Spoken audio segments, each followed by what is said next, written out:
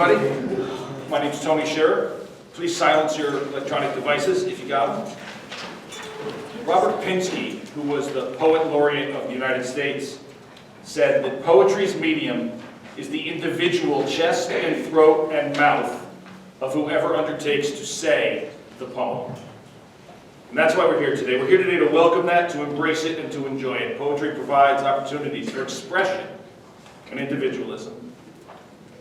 Our ninth graders will present poems they have chosen from the Poetry Out Loud website. They will be judged on accuracy, physical presence, voice and articulation, dramatic appropriateness, evidence of understanding, and overall performance. Their English teacher, Andy Baker, has guided them through the process. His experience and expertise are invaluable. Our judges today are Peter Del Negro, former Renberg teacher and administrator and a published poet, Ed Donahue, Renberg teacher, published poet, and Scott Hutchinson, our head of school. English teacher Amy Ma is our accuracy judge, and English teacher emeritus Toby Goodrich will help compile and tabulate the scores. We thank them for their participation, as we thank Sue Warner for the video. Three ninth graders are unable to be here today. Huck Whittemore and Will Cleary are traveling, and we have video, we hope. We certainly do with Huck. We hope we get that from Will. And Anastasia Kinsley is out sick today, so she won't be here. So please adjust your programs accordingly. And we thank everybody for coming. And good luck to the ninth graders.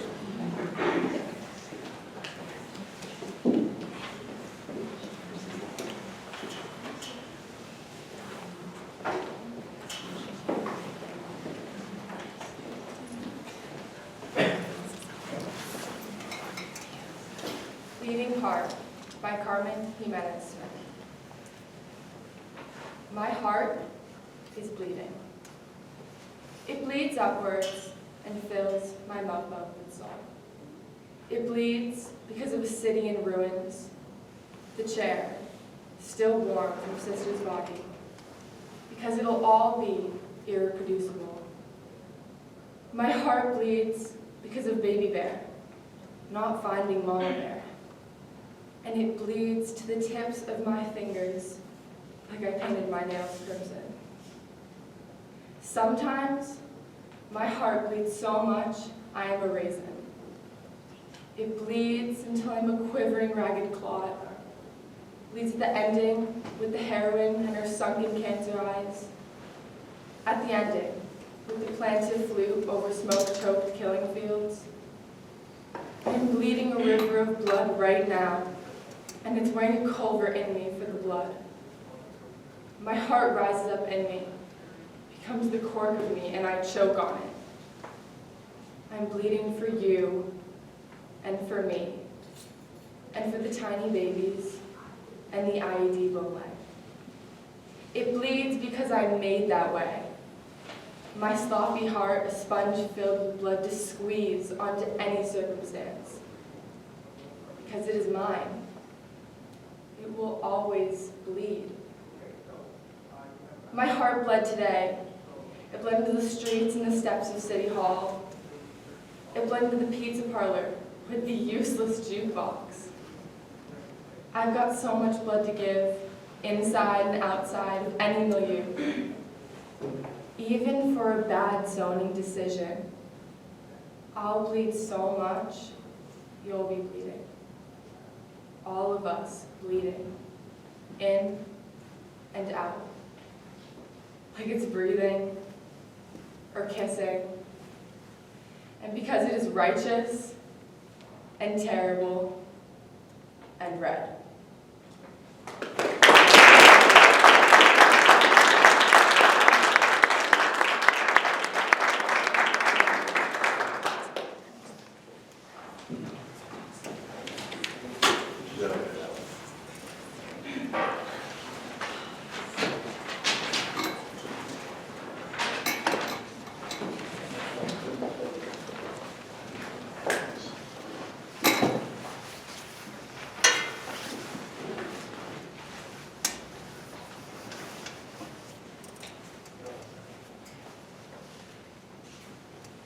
The Obligation to Be Happy by Linda Besson.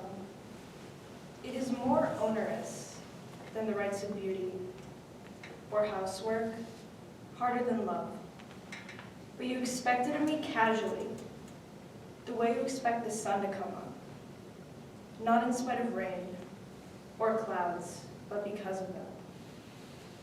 And I smile, as if my own fidelity to happiness were a hidden vice. That downward tug on my mouth, my old suspicion that health and love were brief irrelevancies, no more than laughter in the warm dark, strangled at dawn. Happiness, I try to hoist it on my narrow shoulders again, a knapsack heavy with gold coins. I stumble around the house, bump into things. Only Midas himself would understand.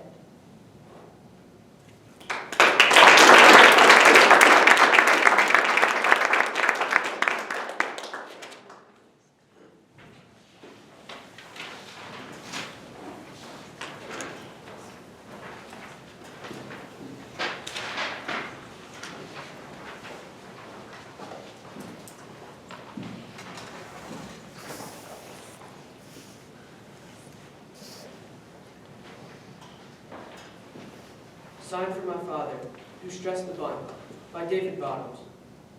On the rough diamond, the hand-cut field, below the dog lot and barn, we rehearsed the strict technique of bunting. I watched from the infield, the mound, the backstop, as your left hand climbed to the bat, your legs and shoulders squared towards the pitcher. You could drop it like a seed, down either baseline. I admired your style, but not enough to take my eyes off the bank that served as our center field fence. Years passed, 3 leagues of organized ball, no few lives. I could homer into the left field lot of Carmichael Motors, and still, you stressed the same technique. The crouching spring, the lead arm absorbing just enough impact. That whole tiresome pitch, about basics, never changing. And I never learned what you were laying down. Like a hand brushed across the bill of a cap. Let this be the sign. I'm getting a grip on the sacrifice.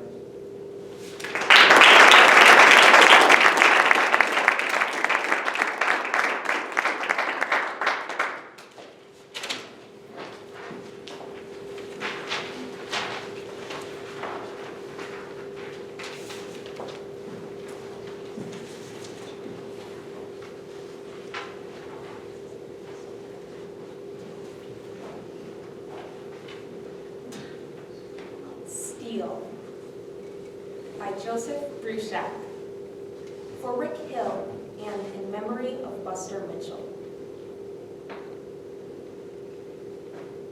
1. Steel arches up past the customs sheds, the bridge to a place named Canada, thrust into Mohawk land.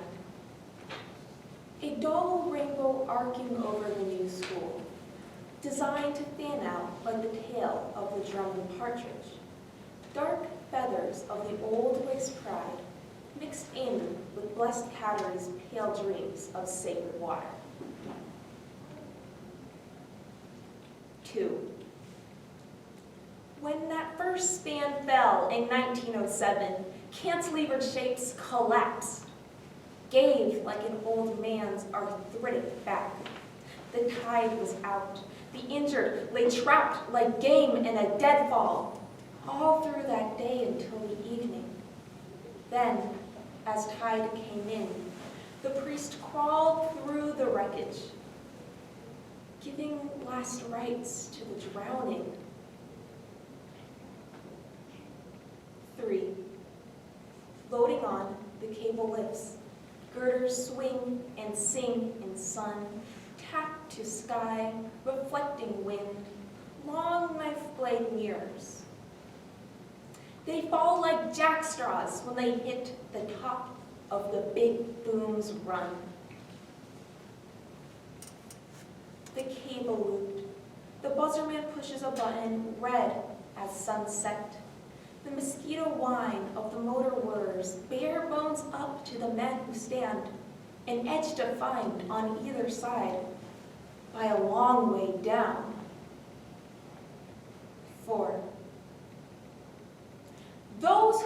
leasehold papers claim to have ownership of buildings and land. They do not see the hands which placed each rivet. They do not hear the feet walking each hidden beam. They do not hear the whisper of strong clan names. They do not see the faces of men who remain unseen as those girders which strengthen and shape.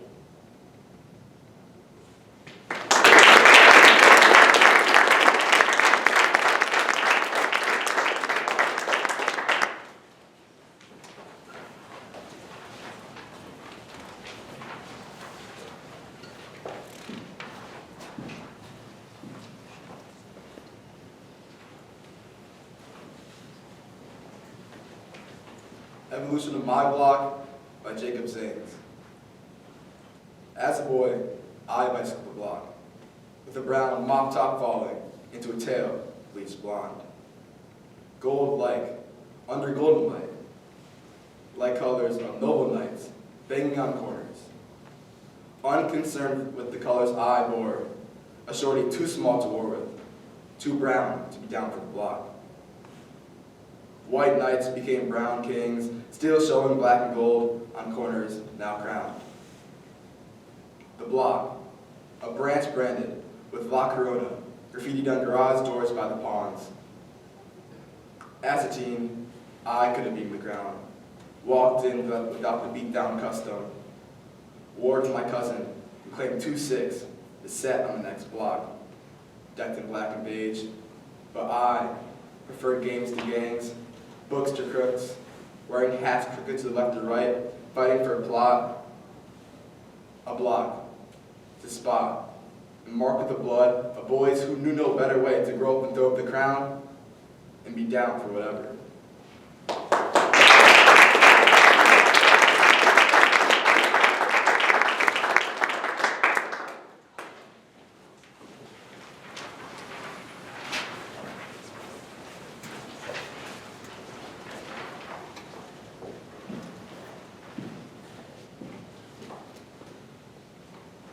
Snow is deep on the ground by Kenneth Patchen.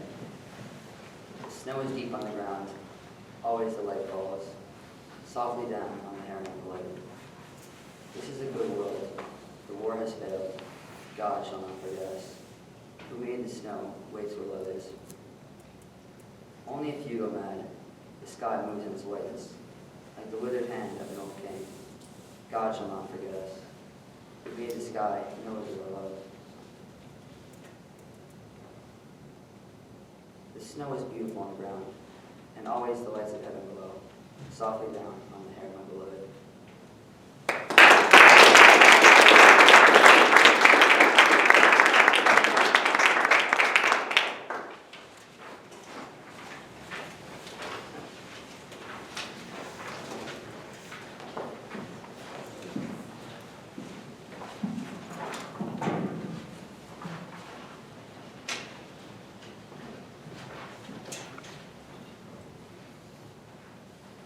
Entirely by Louis MacNeese. If we could get the hang of it entirely, it would take too long. All we know is the splash of words in passing and falling twigs of song. And when we try to eavesdrop on the great presences, it is rarely that, by a stroke of luck, we can appropriate even a phrase entirely. If we could find our happiness entirely in someone else's arms, we should not fear the spears of the spring, nor the city's yammering fire alarms. But as it is, the spears each year go through our flesh, and almost hourly, bell or siren vanishes the blue eyes of love entirely.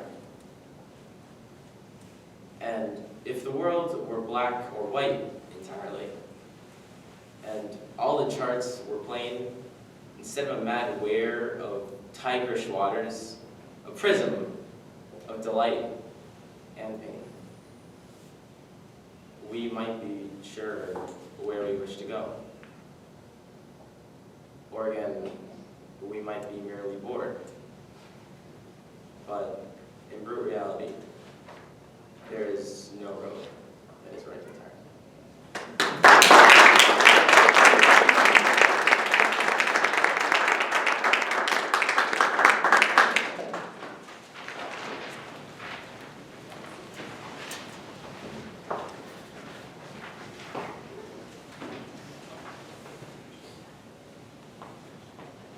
Tamer and Hawk by Tom Goode.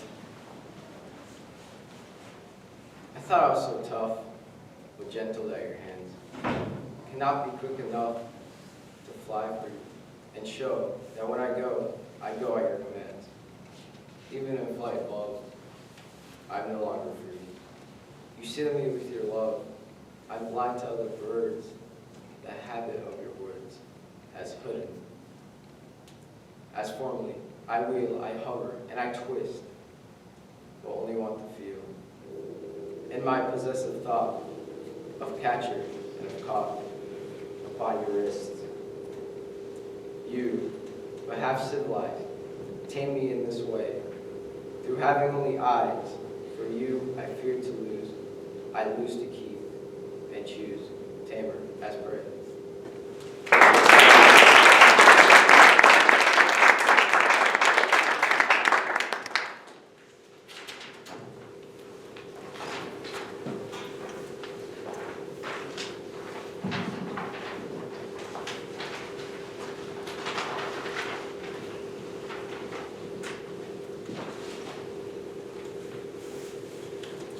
Full Moon by Eleanor Riley. My bands of silk in miniver momently grew heavier. The black gauze was regularly thin, the ermine muffled mouth and chin. I cannot suck the moonlight in. Harlequin and lozenges of love and hate, I walked in these. Striped and bragg rigmaroles, along the pavement, my footsoles trod warily on living coals, shouldering the thoughts I loathed and their corrupt disguises clothed. Morality I cannot tear from my ribs to leave them bare, ivory and silver air. There I walked and there I raged, the spiritual savage caged. Behind my skeleton raged afresh, to feel behind the carnal mesh, the clean bones, crying in the flesh.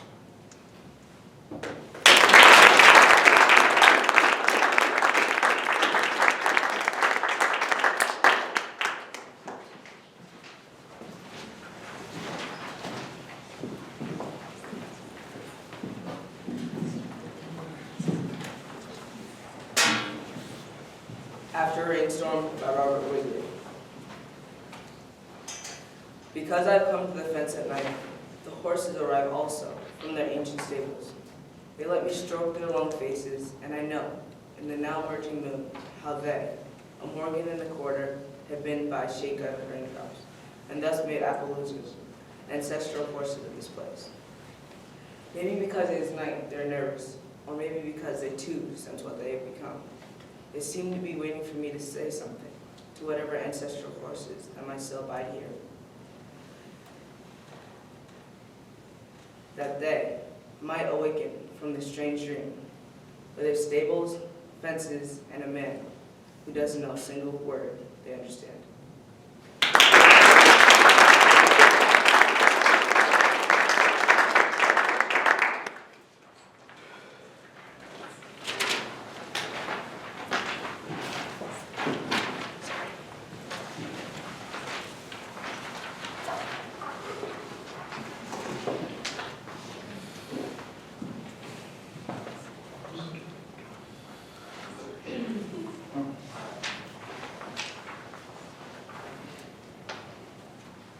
Fire and ice by Robert Frost.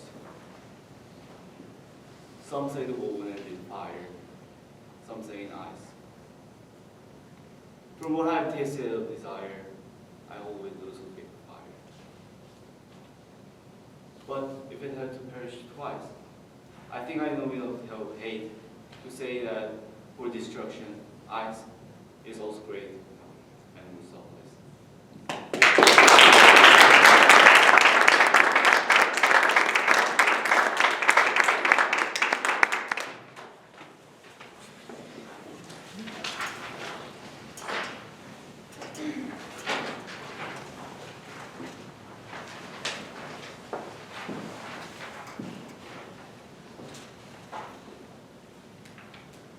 An Apology for Her Poetry by Duchess of Newcastle, Margaret Cavendish. I language want to dress my fancies in, the hairs uncurled, the garments loose and thin. Had they but silver lace to make them gay, they'd be more courted than in poor array. Or, had they art, would make a better show. But they are plain, yet cleanly do they go. The world in bravery doth take delight, and glistening shows do more attract the sight. And everyone doth honor a rich hood, as if the outside made the inside good. And everyone doth bow and give the place, not for the man's sake, but the silver lace. Let me entreat in my poor book's behalf, that not all will adore the golden calf. Consider, pray, gold hath no life therein, and life in nature is the richest thing. Be just, let fancy have the upper place, and then my verses may perchance find grace.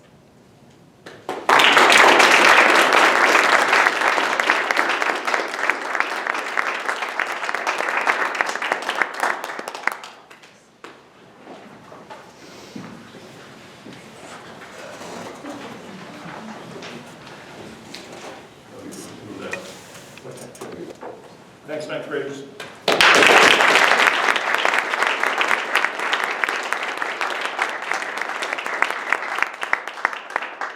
We are very proud of you. I hope everyone will stay around for refreshments and conversation after we announce the results. Our runner-up this year is Aubrey Barnes.